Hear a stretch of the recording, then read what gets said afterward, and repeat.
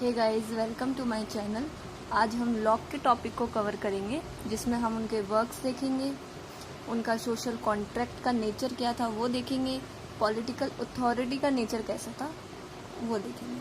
ठीक है, फर्स्ट हम टॉपिक की बात करेंगे ग्लोरियस रेवोल्यूशन। ग्लोरियस रेवोल्यूशन 1688 में हुआ था इंग्लैंड में। ठीक है, और ये एक रिलीजियस पॉलिटिकल रेवोल्यूशन था। ठीक है, ये वो टाइम था इंग्लैंड के लिए 1688, जिस समय वहाँ का किंग बदला, वहाँ की शासन पद्धति बदली। कि उस समय थी कि मोनार्क था वहाँ पर इंग्लैंड में, पूरी पावर राजा के पास थी। राजा जैसा चाहेगा वैसा ही करेगा, डजेंट मैटर कि लोगों के ऊपर उसका क्या इम्पैक्ट रहता है, राजा जैसा चाहेगा वैसा ही होगा। और उन्होंने जो उस समय राजा थे, वहाँ के किंग थे, जिनका नाम था जेम्स सेकंड किंग थे, उन्होंने पार्लियामेंट्री सोवर्निटी को चैलेंज किया कि जो पार्लियामेंट है वो पावर का सही यूज़ नहीं कर पाएगी। ठीक है, वो खुद को ही सबसे सुप्रीम मानते थे, जो मैं डिसाइड करूँगा वही होगा। लेकिन इसका रिजल्ट क्या हुआ कि 1688 में जो पावर है वो चलेगी पूरी तरीके से पार्लियामेंट के हाथ में। पहले थोड़ी बहुत थी पार्लियामेंट के पास, बट अब पूरी तरह से पार्लियामेंट के पास पावर चली गई।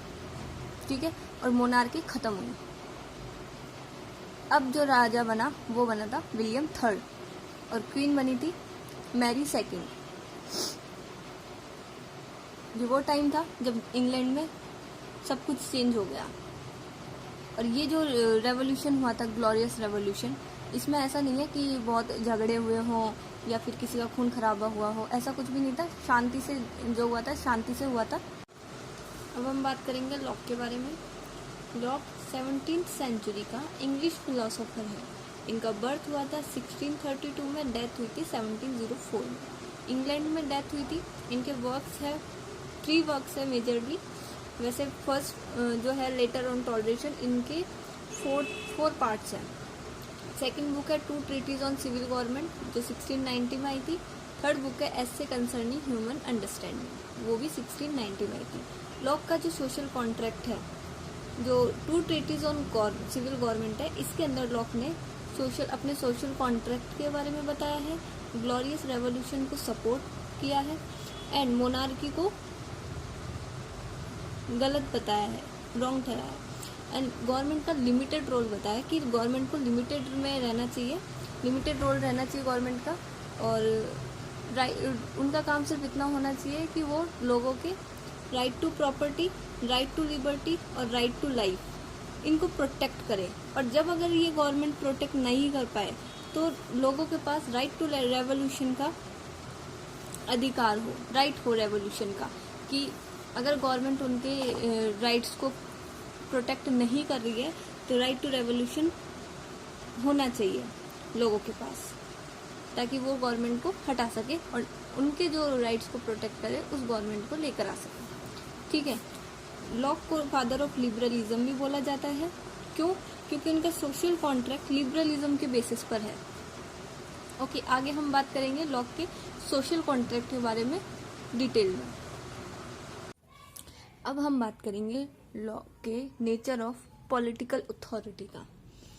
ठीक है, तो लॉक ने अपने पॉलिटिकल अथॉरिटी के नेचर के बारे में 2 ट्रीटिसेस ऑन सिविल गवर्नमेंट में ही बताया है, जिसमें उन्होंने डिवाइन राइट ऑफ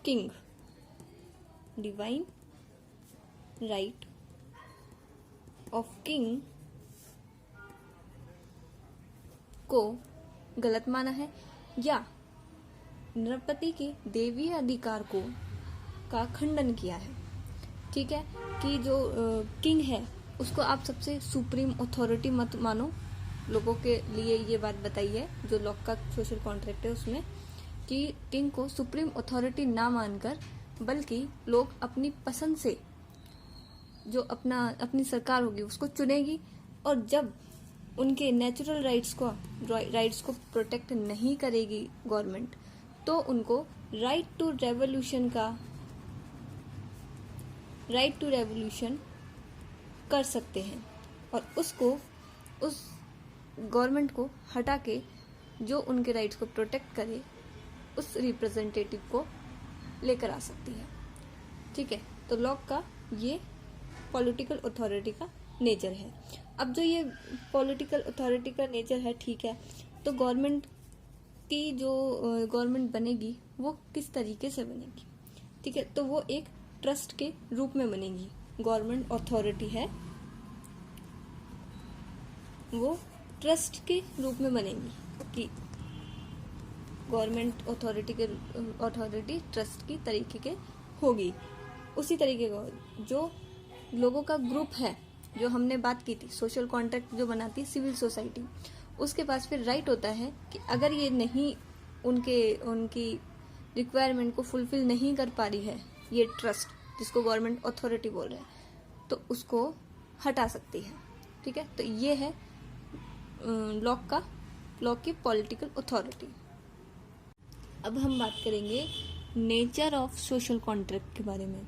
जो लॉ का सोशल कॉन्ट्रैक्ट है उसमें लोग सोशल कॉन्ट्रैक्ट के बाद फ्री हो जाते हैं और लोगों के पास राइट टू रेवोल्यूशन का राइट होता है, जबकि हॉब्स के सोशल कॉन्ट्रैक्ट में लोग बाउंड हो जाते हैं आफ्टर सोशल कॉन्ट्रैक्ट और रेवोल्यूशन का राइट नहीं होता है।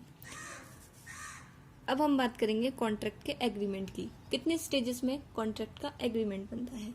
फर्स्ट में सभी लोगों की सहमति होना बहुत ज़रूरी है। जिस तरीके सिविल सोसाइटी बनेगी तो उसके अंदर ऐसा नहीं है कि एक चाहता है सिविल सोसाइटी को बनाना, दूसरा नहीं चाहता, तो ऐसा नहीं होगा।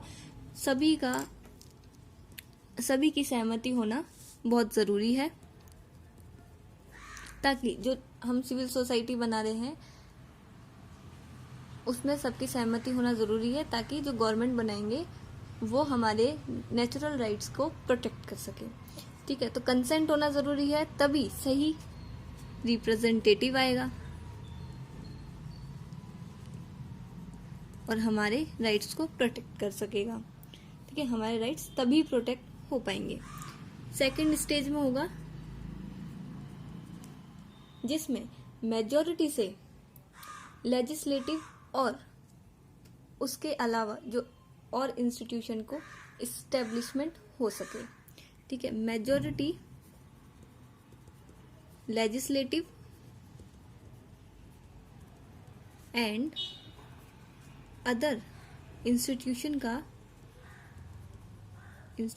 को इस्टेब्लिश कर सके।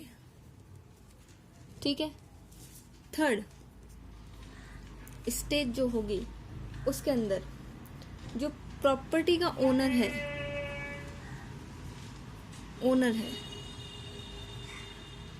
वो रिप्रेजेंटेटिव की हेल्प से ये निर्णय लेगा कि लोगों के ऊपर कौन कौन से और कितने कर लगाएं। ठीक है, नहीं, लोगों के ऊपर किस किस तरह के, किस किस टाइप के और कौन कौन से टैक्स लगाए जाएं। ठीक है, ये representative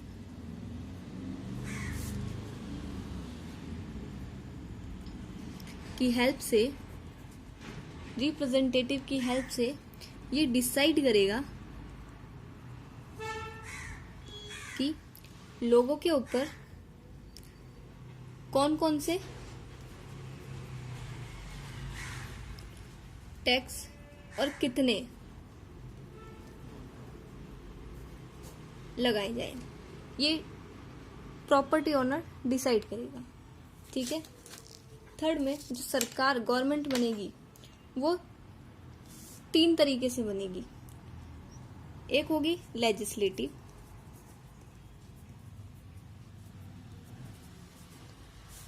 legislative, second executive, third federal government.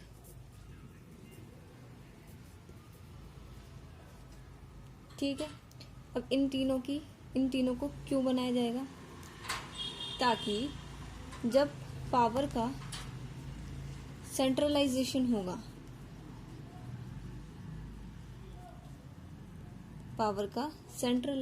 होगा तो उससे जो पैदा होगी ऑथोरिटेरियनिज्म उसको, उसकी पॉसिबिलिटीज को रोका जा सके। इससे पैदा होने वाली ऑथोरिटेरियनिज्म, अगर प्रोनाउंसिएशन में प्रॉब्लम होगा तो एडजस्ट कर लेना, उसकी पॉसिबिलिटीज को रोका जा सके।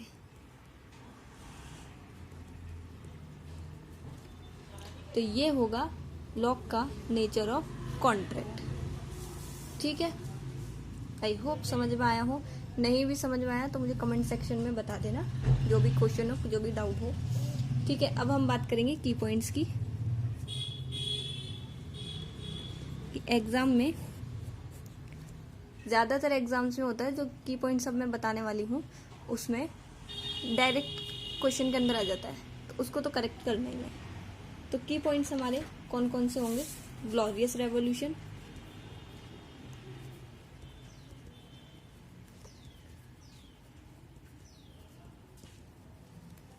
ठीक है। सेकंड होगा राइट टू रेवोल्यूशन,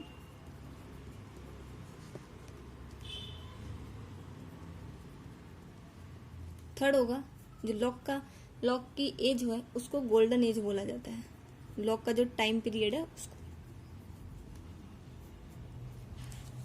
ओके, और फोर्थ होगा लिमिटेड गवर्नमेंट, लिमिटेड गवर्नमेंट होगी लॉक के अकॉर्डिंग। ठीक है, और इनका जो स्टेट ऑफ नेचर है वो पॉजिटिव और प्री पॉलिटिकल है, पॉजिटिव एंड प्री पॉलिटिकल है।